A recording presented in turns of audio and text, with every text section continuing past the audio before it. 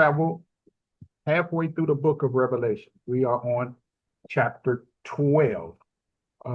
Before we embark on chapter 12, we're going to travel. We're going to travel back and we're going to see what we have covered. We are right now in scene 4 out of 7. Uh, there's 7 scenes. Revelations is cut into 7 scenes, and we are right in the middle. We are at the 4th scene. So let's travel back and see what we have covered. In scene 1, you had the introduction and Christ among the 7 churches. I'm going to read the verse 1. The revelation of Jesus Christ, which God gave him to show to his bondservants the things which must soon take place. And he sent and communicated it by his angels to his bondservant John.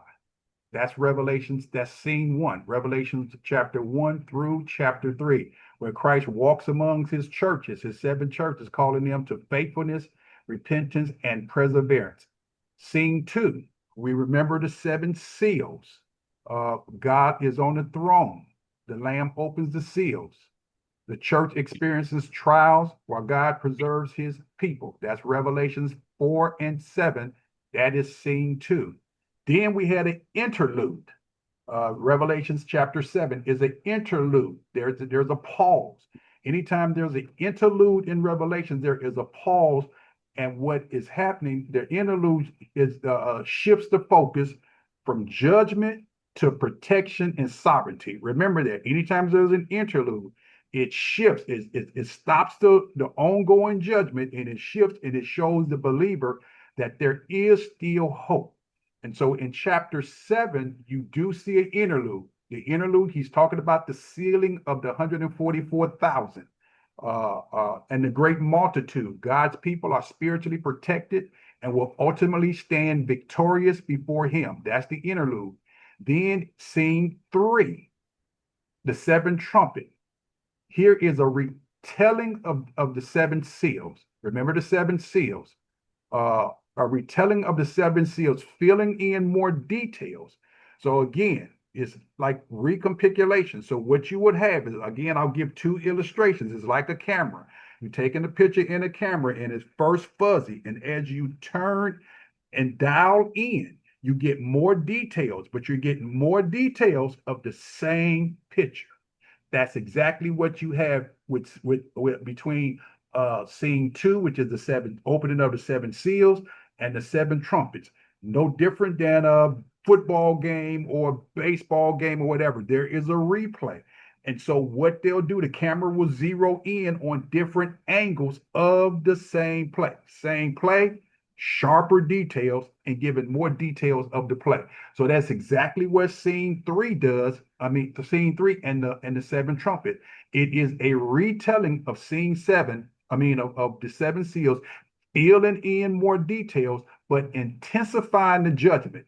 So you see in Revelation in the 7th seal, you have a depiction of 1/4 of destruction.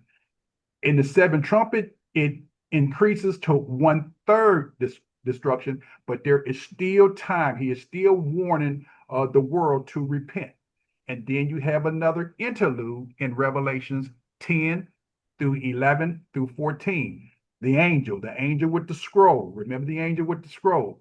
John is recommissioned to prophesy, and then you have a depiction of 2 witnesses that represents the church in the church age.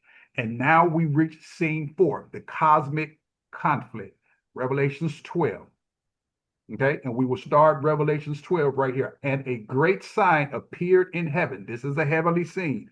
A woman clothed with the sun and the moon under her feet, and on her head a crown of 12 stars. And she was with child, and she cried out, being in labor and pain to give birth.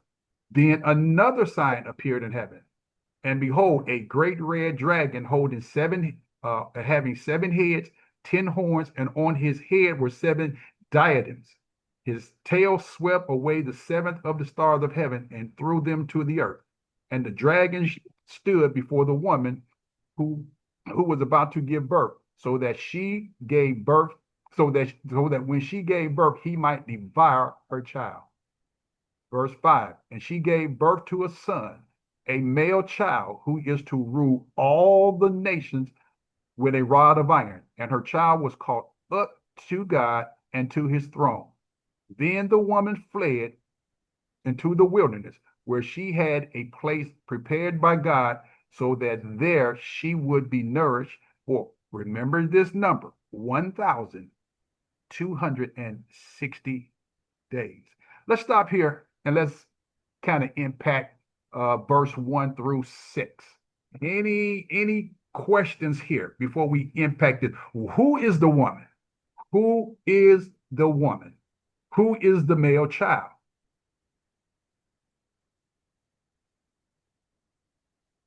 Well, I found this interesting when I was studying this.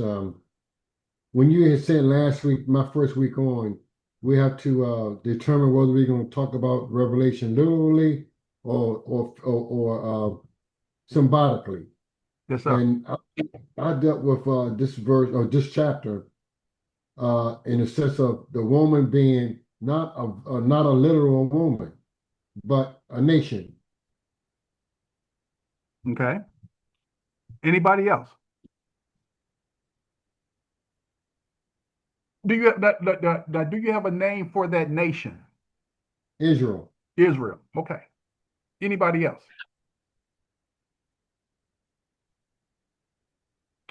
Let me ask you a question though. Where do you come up with that certification that this would be Israel? Is there any tools in here, or is there any clues in verse 1 and verse 2 that brought you to that conclusion? Well, uh, when um, when in verse one, when it says here, a woman clothed with the sun and the moon under her feet, and on her head was crowns of 7 stars.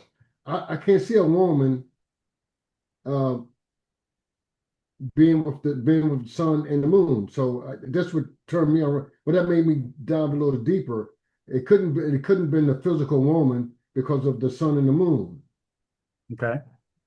I dealt with it symbolically. Okay. Anybody else? I got Israel too, and it took me to I want to say Genesis Okay. 37. Was it Genesis? I want to say 3 and 15, if I'm not mistaken. But it did reference me back to Genesis. Okay. Explain.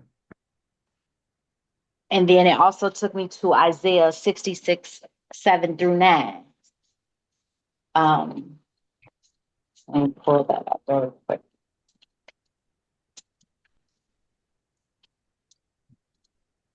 Let me help out. Both of y'all are right. This woman represents Israel. Here's some clues here. You got the sun, the moon under her feet, and the most important thing, on her head, a crown of 12 stars. There was a dream. This is an illusion of Genesis 37 and 9, where Joshua had a dream, where he had a dream of 11 stars, which represented the 12 tribes of Israel. So this woman represents Israel. We also know that Jesus is the lamb, is the lion from the tribe of Israel. So Israel births Jesus. That lineage, that nation births Jesus. So when it says, and she cried out, being in labor and in pain to give birth, we know that throughout history, Israel was struggling. They struggled through captivity. They struggled through the Exodus. They struggled through slavery down in Egypt. So the pre-Christian history, while they awaited the birth of the Messiah. So that's what that means right there. This woman, absolutely right.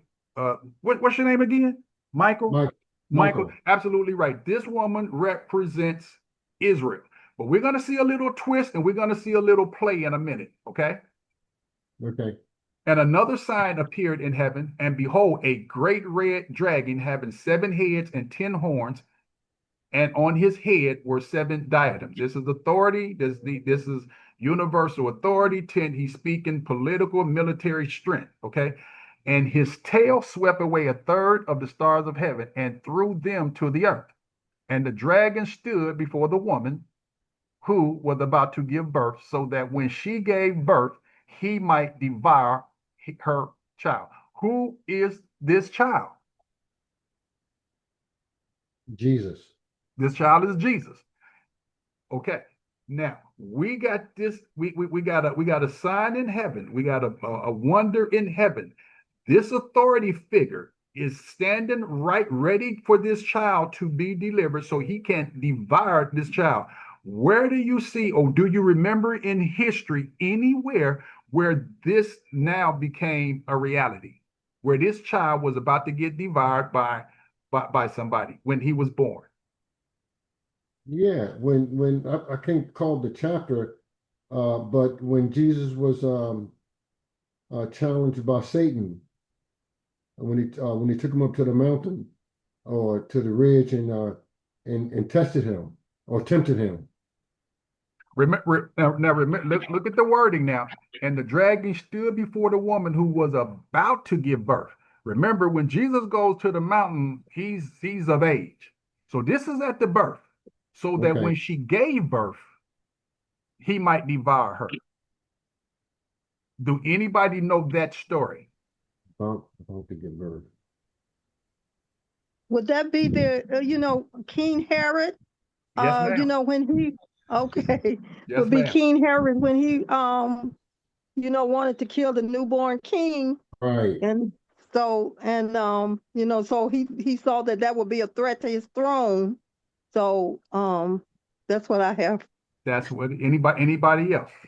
Anybody I else like want to elaborate on that? Because that is correctly right. Matthew 2:16. Then when Herod saw that he had been tricked by the Magi, he became very enraged and sent and slew all the male children who were in Bethlehem and all its vicinities, from 2 years old and under, according to the time which he had determined from the Magi. Somebody get me Revelations, Genesis 3:15, and if somebody can read that for me, because this is the whole this Revelations 12 is a whole play, and a prophecy from Genesis 3:15. Anybody got that?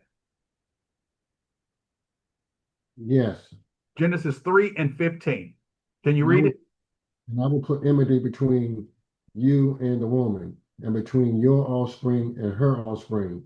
He will bruise your head, and you will bruise his heel. Okay. All through history, Satan have been trying to stop the birth of the Messiah. He's been trying to stop the birth of the Messiah. And this chapter here just going to give you a history of Satan trying to conquer, stop Jesus Christ, trying to stop his works. That's what this chapter is about. It is a fulfilling of the prophecy, or a look at the prophecy from Genesis 3:15. All through history, this have been happening.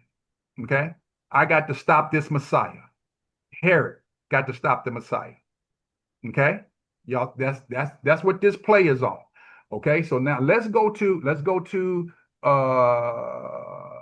Revelations, that 5th chapter. Look at this very, very carefully, because there's going to be a subtle twist in this verse right here, and I hope you can pick it up. And she gave birth to a son, a male child, who is to rule all the nations with a rod of iron. And her child was caught up to God, to his throne. Then the woman fled into the wilderness, where she had a place prepared by God, so that there she would be nourished for, remember this number is very important, 1,260 days. Can anybody now, Mike, let's look at this now. Let's look at it now. What is happening in verse 5? What is happening in verse 5? Can anybody tell me?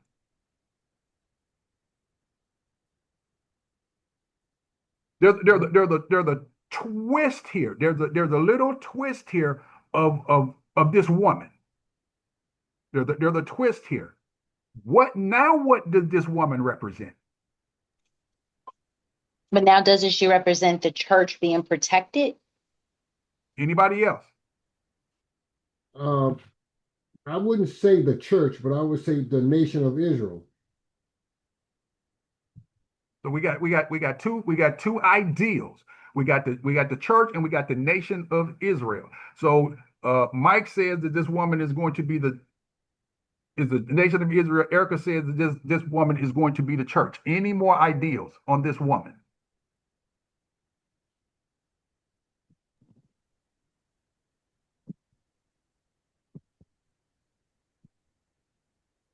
There's some clues. There's some clues here about who this woman is. So, can you hear me? Yes, ma'am. I have here, it said the woman represents God's faithful people who have been waiting for the Messiah. So who would that be to you? Let's break it down in a general term.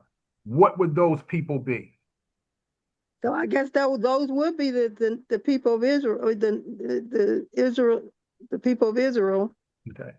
So let's break it down. Let's look at it really good. Anybody? Let's look at 5. And she gave birth to a son, a male son, who is to rule all the nations with a rod. And her child was caught up to God and his throne. Verse 5 represents 30 to 33 years. You see that? She gave birth. The beginning of it is she gave birth. At the end of it, he was caught up to his throne. Okay? There's represent that time is 30 years. It's just a gloss over of time because they're not really telling too much about his life. They're telling this struggle, this battle between good and evil, between Satan and Jesus Christ. This 3 and 15 prophecy. So now, look at right here. It said, caught up to God in his throne. That is the ascension. He's caught up. Okay. Then the woman flees into the wilderness. This woman now turns into the church. Let's certify this. Then the woman flees to the wilderness. Now, the church comes to life after the ascension. Remember Acts 2 and 1? Yeah. The church comes to life after the ascension, after Jesus is called up to God and to his throne. This is the ascension. Then the church is born.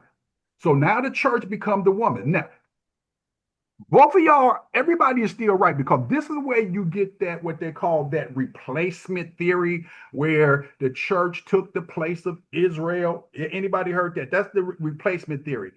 The church did not take the place of Israel. The church is Israel. Y'all get that? The church is the true Israel.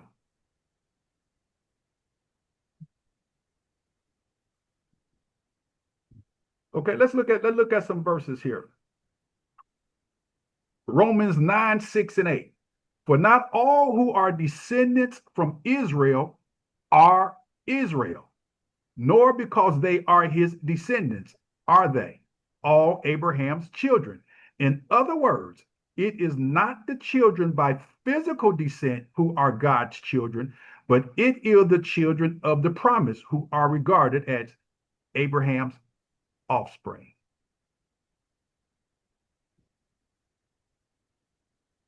Y'all see that?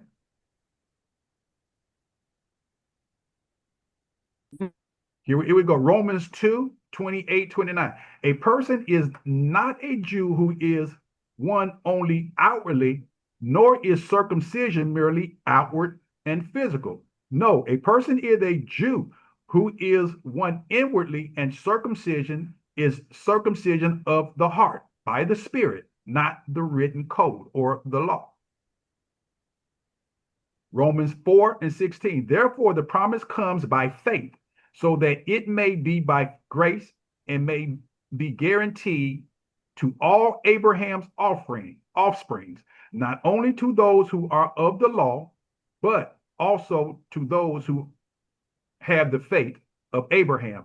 He is the father of us all.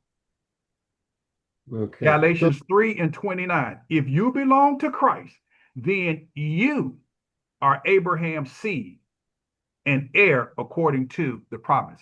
So the church did not replace Israel. The church is true Israel. Yes, I see that part. You see that? And so the church comes into existence after Jesus is caught up to his Father, to God on his throne. Then the church is born. Then the church, Satan then gets in a rage. He takes him to the wilderness. What did that wilderness represent? Safety. Exactly. Protection. Where else did we see? Remember the two witnesses on 11 and 3, because these are protected. This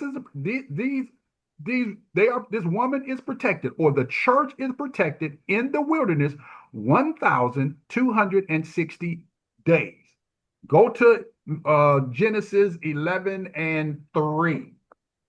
I mean, Revelation 11 and 3. Revelation 11 and 3.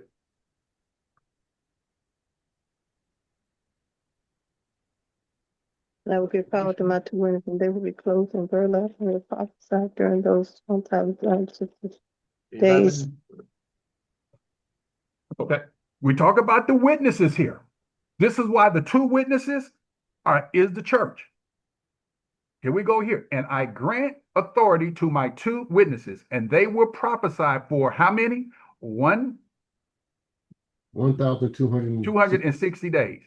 The same amount, the same exact time as the woman, the church. What did he do? How did he protect the two witnesses? He protected the two witnesses with the measuring rod and the wall. In chapter 11, verse 1. Then there was given me a measuring rod like a staff. Measuring rod means I'm going to measure it to build a wall. And someone said, get up and measure the temple. Who is the temple? Their temple is the church of God, and the altar, and those who worship in it. And that's the church. So again, this is the certification that the two witnesses here is the same depiction as the woman, the church. This 1,260 days represents 3.5 years. They are protected. The witnesses represent the church is protected. The woman is protected in the wilderness. So you got the wilderness that's protected. That protect the church. Let's look at wilderness. Let's look at who else was protected in the wilderness.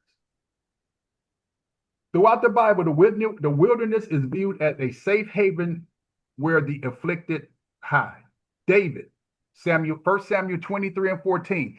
David stayed in the wilderness, in the strongholds, and remained in the hill country in the wilderness of Ziph. And Saul sought him every day, but God did not deliver him into his hands. Deuteronomy 29 and 5. I have led you 40 years in the wilderness. Your clothes have not worn out on you, and your sandals has not worn out on your foot. So the wilderness represents protection. The measuring of the wall represents protection. Chapter 7, the seal, remember the seal, represents protection. Okay? Do everybody see that? This 1,260 days is the exact same time that I granted my two witnesses 1,260 days. That's 3.5 years, short of 7, short of completion. Okay? Now, 7, and there was war in heaven. Michael and his angels waging war with the dragon, and the dragon and his angels waged war, and there was not, and they were not strong enough. There was no longer, remember this phrase, no longer a place found for them in heaven. And the great dragon was thrown down, the serpent of old, who is called the devil and Satan, who deceives the whole world. He was thrown down to the earth, and his angels were thrown down with him. Then I heard a loud voice in heaven saying, now the salvation and the power and the kingdom of our God and the authority of his Christ has come. For the accuser of our brethren has been thrown down, he who accuses them before our God day and night. Okay? What does this mean? Satan When was did kicked this out of heaven. happen? When did this happen? Why did this happen?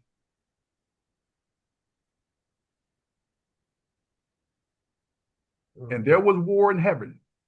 Michael and his angels waging war with the dragon. And the dragon and his angels waged war, and there was not strong enough, and there was no longer a place found for them in heaven. And the great dragon was thrown down, and the serpent of old, who is called the devil and Satan, who deceives the whole world. He was thrown down to the earth, and his angels were thrown down with him. Talk to me.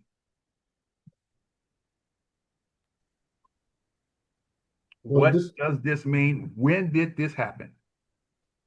well, this to me remind me of when God when God decided to get rid of Satan because Satan wanted to take power, take God's power and authority.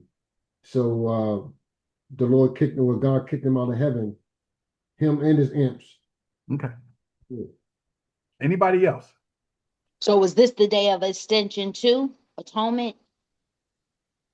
Because this is the final fall of Satan. It can't be the final fall. Yeah. He was completely kicked out at this point. He didn't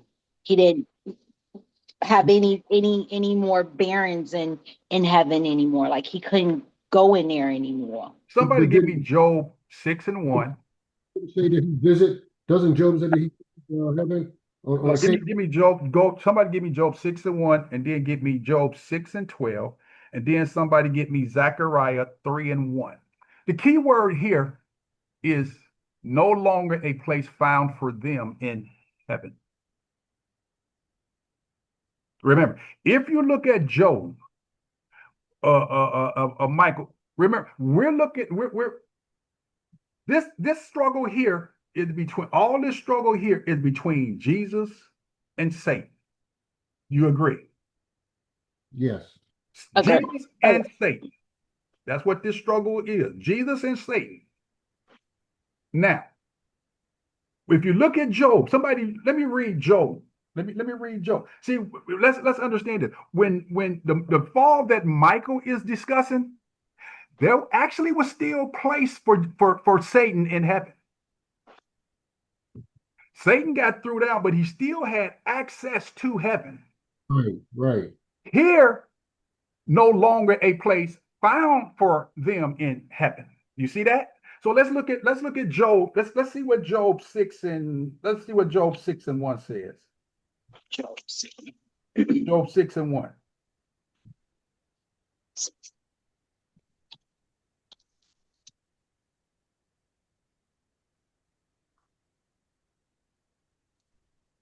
So I got 6:1. Job 6:1. Let's see. Let's see what Satan been doing.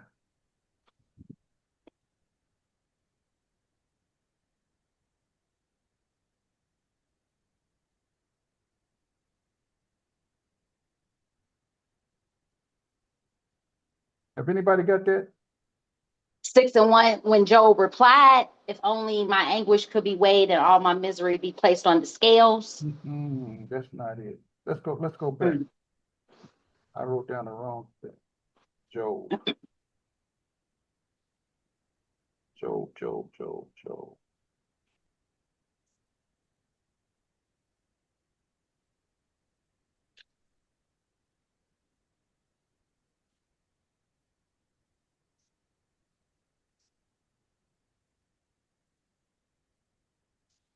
Are you wanting Job 1 and 6? 1 and that's it. 1 and 6. I got Job 6 and 1. I got it. Okay, Job 1 and 6. 1. Now there was a day. Listen to this. Now there was a day when the sons of God came to present themselves before the Lord, and Satan also came amongst them. So you see, Michael, at the first throwdown, Satan still had access back and forth. You know what I mean? Yes. So God asked him, he said in 12,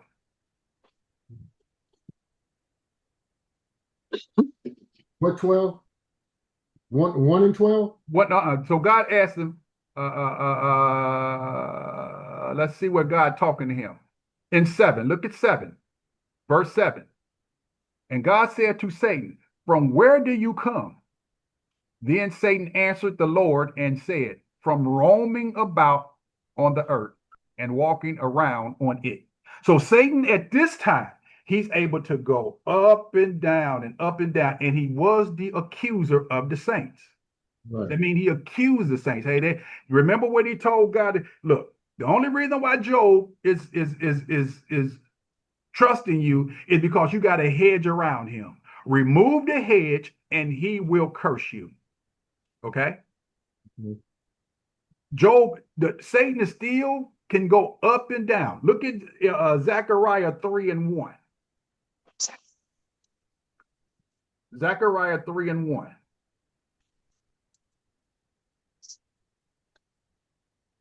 You want me to read it? Yes. Okay, reading from the NASB, it says, then he showed me Joshua, the high priest, standing before the angel of the Lord, and Satan standing at his right hand to accuse him. Okay. And Is that that what you want? no, that's good. Thank you. And that accusation is because if you know that story, Joshua comes there with filthy garments on. And by law, he is supposed to be actually killed. So the devil is always the accuser. I'm accuse you of this. I'm accuse you. Remember the woman that was taken in adultery, right? She was brought to Jesus, and Jesus asked him after. They said, "Well, hey, they accused her of adultery," and Jesus stopped. He looked at the dirt. He did something on the dirt, and then when he got up, he said, "Where are thy accusers?" And he said, "Neither do I accuse you. Go and sin no more." So Satan have always played the part as the accuser until Jesus Christ got the victory. The death, the ascension was the victory, and Satan was kicked down for good. No more accusing. You say no more accusing? No more accusing. Because now there's no reason to accuse now because Christ now is that middle. He now takes where Satan was saying, hey, they're no good. Man is no good. Man is going to sin. You need to kill man. Christ now takes that center stage and says, they come through me. But They come through me. I now free them from all accusations. okay, well, I'm missing something. Uh, doesn't Satan accuse us today? No. Ah, I have a quick question. I'm sorry. I Go have a ahead. question though. So I know in Timothy it talks about how Christ is our mediator. right. So why does Christ mediate if he's not mediating against the accuser on our behalf? You mean mediate against Satan? Yeah, like mediator, he's our go. Christ is our go-between. If I have the understanding correctly of that scripture, for it Okay. talks about how there is one God and one mediator between God and us, right? And that's So if it. I have an understanding of mediation, that means he's speaking on our behalf, saying that we were made righteous And because of that's his all it bloodshed. and that's all it is. Okay, so he's not in like some kind of, I don't know, debate, or he's not Uh-uh. defending us against Satan. Let's look at it right here. Let's look at the accuser. Let's look at here. With the definition?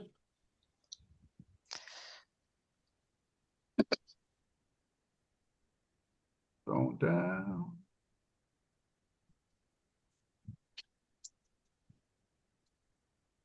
Let's look at it here.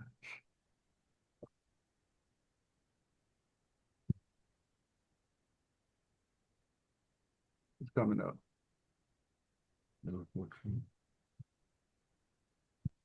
Okay, let's look at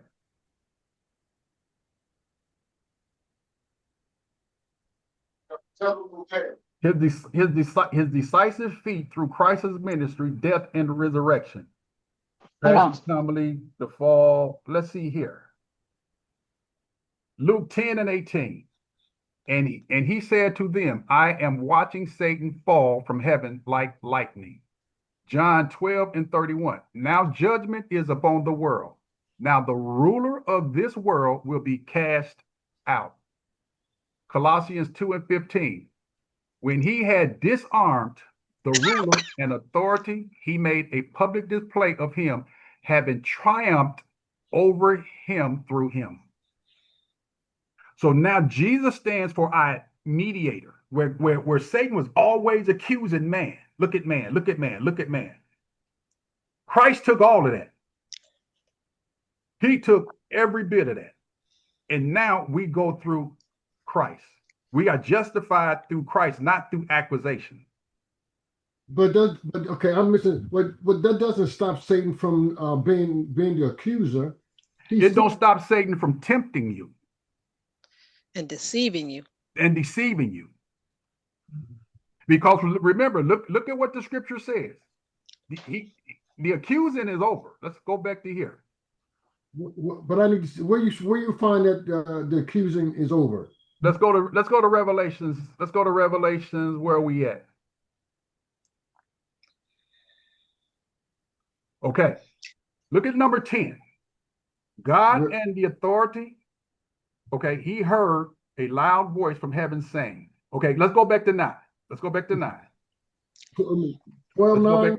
Let's go back, Revelations 9. And the great dragon was thrown down, the serpent of old, who is called the devil and Satan, who deceives the whole world. He was thrown down to the earth, and his angels were thrown down with him. Then I heard a voice in heaven saying, now the salvation and the power and the kingdom of our God and the authority of his Christ have come, for the accuser of our brethren. He has been thrown down, he who accuses them before our day, before God, day and night. And they overcame him. Who is they? They overcame him, the accuser, because of the blood of the Lamb and because of the word of their testimony. And they did not love their life even when faced with death. So Satan does have limited power, but he do not have the power. He do not have the power to go back and forth in front of God and accuse the saints.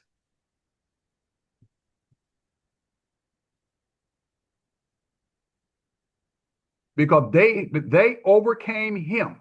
The they is the saints, overcame him, the accuser, because of the blood of the Lamb and because of the word of their testimony.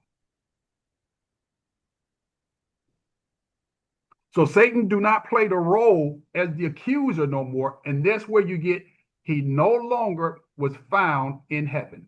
Verse 8. Well, what role does Satan play? He plays that same role. He is the tempter. He does tempt you. And believe it or not, a lot of times it's your flesh. A lot of times it's your flesh. Like the devil made me do it, and devil this and that. A lot of times it's your flesh.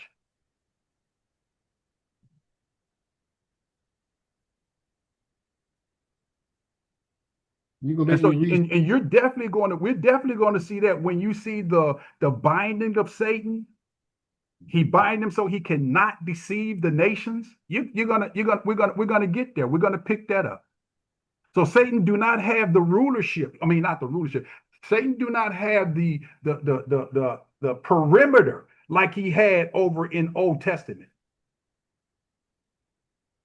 He don't have that. In the old, he was able to go back and forth and accuse. Look at Job, look at Zechariah. He was the accuser. But after the ascension, the war in heaven, he's now kicked down to the earth. Not he was already fallen, but now his range going back up is no more. That's why I said in 8, and there was not and there and they were not strong enough, and there was no longer a place found for them in heaven. He's banded now to the earth, not as the accuser, but as the deceiver. And we're going to see that in a second.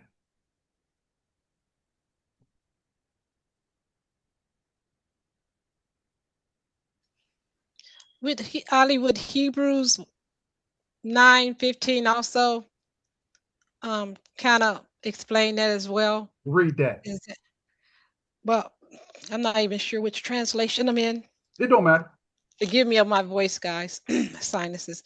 It says, therefore, he is the mediator of a new covenant. And it was talking about Jesus being the mediator of a new covenant, so that those who are called might receive the promise of the eternal inheritance, because a death have taken place for redemption from the transgressions committed under the first covenant. Yeah. Satan always wanted to keep you in sin. Look at them. Look at Michael. Look at Michael. Man, look, Michael done sinned. Look at Michael over there. Look at Michael over there. That's the accuser. You go through Christ now. Christ is that mediator. He's a redeemer. He's the mediator. Satan do not have that power. But he deceives, and we're going to see where he deceives in a few seconds. Okay?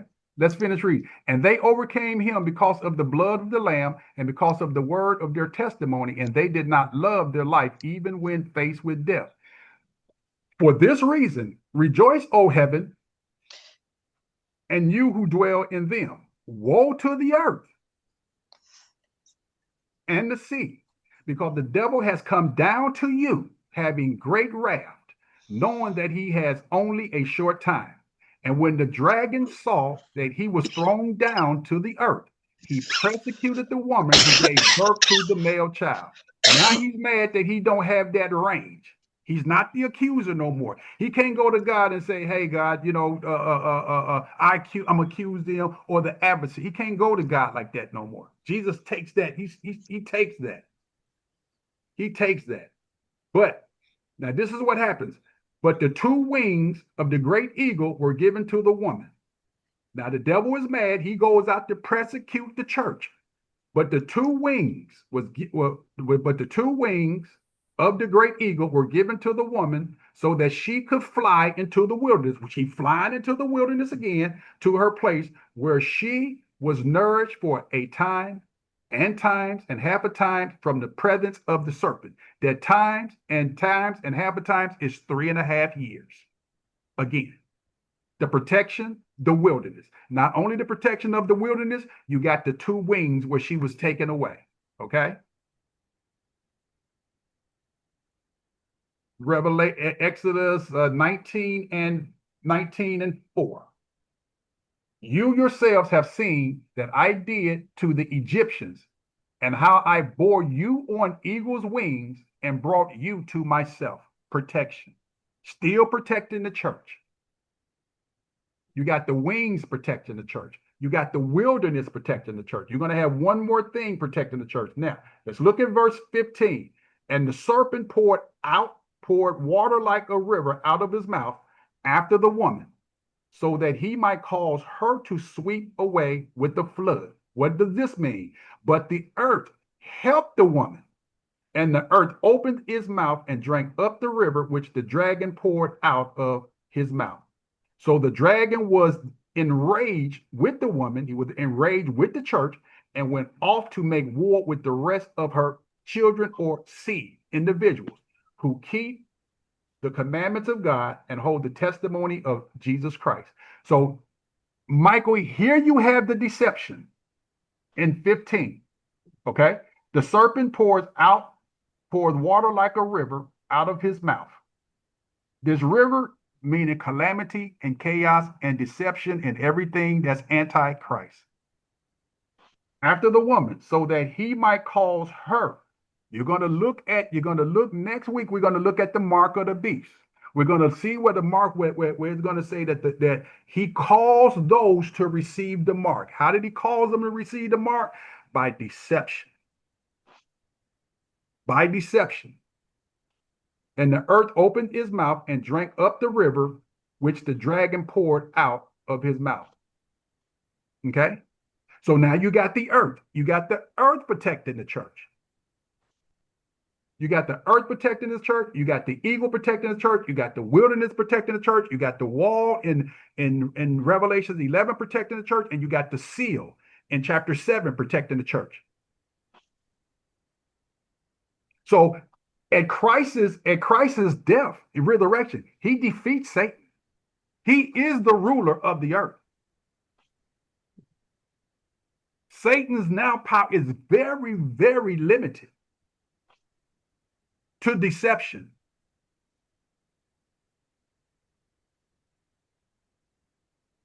Not accusing you. What Jesus say? When he had, I don't even accuse you. With the woman. He said, I don't accuse you. They was acting, actually, those Pharisees, they was acting just like Satan. Well, we brought this woman to you. What does the law say? The law say we should stone her.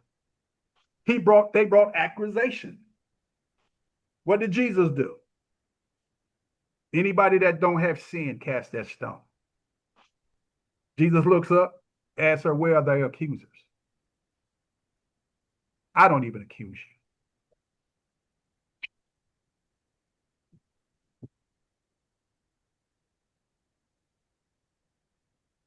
So Mike, are you clear or where are you at with this? Well, I kind of understand it, but I have to dig a little deeper because Okay. I'm trying to look at this symbolically with the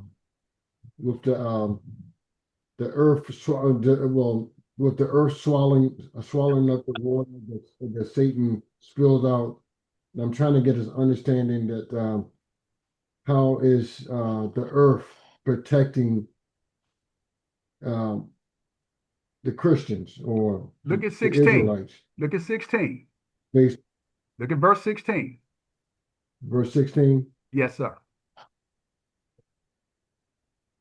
But see, that's the point. When it says the earth helped the woman, for the earth opened up its mouth. Mm-hmm. I'm trying to see what do you mean by earth?